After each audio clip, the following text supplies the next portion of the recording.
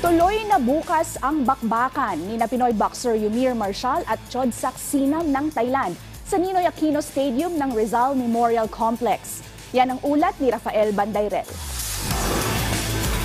There you have it, ladies and gentlemen, Yumir Marcial versus Chodsak Sinam, Philippines versus Thailand.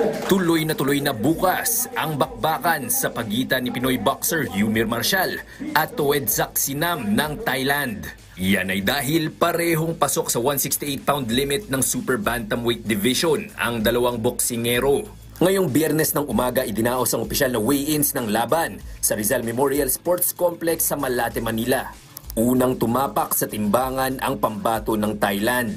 Ang kanyang timbang, eksaktong 168 pounds. Sumunod namang sumalang sa balansa si Marcial. Pasok din ang kanyang timbang sa 165 pounds. Labis naman ang pagkatuwa ng 28 anyos na atleta. Dahil sa unang pagkakataon sa kanyang professional career ay mararanasan niyang lumaban sa harap ng kanyang mga kababayan.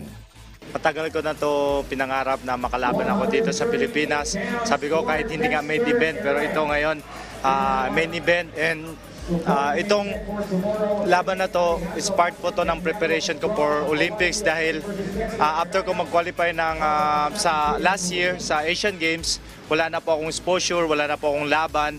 Kahit nakatuon ang kanyang atensyon sa paparating na Olimpiada, sabi ni Marcial, hindi naman siya magkakamaling maliitin ang kanyang kalaban. Yung mga kalaban ko po, very experienced boxer siya. Ang dami niya na ng pinagdaanan sa pro. And then, alam naman natin, hindi natin pwede baliwalaan ang experience, lalo na po sa boxing. So, yung goal namin po ay may panalo lang yung laban, manalo ng safe, ligtas, walang injury. And then, ayun, yung goal naman dito talaga magsama-sama tayo lahat, mga Pilipino.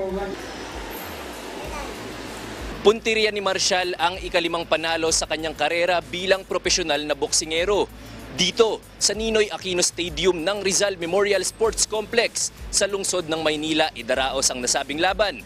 At ang maganda pa riyan, libre lang ang entrance sa mga gustong makapanood. Rafael Bandayrel para sa Pambansang TV sa Bagong Pilipinas.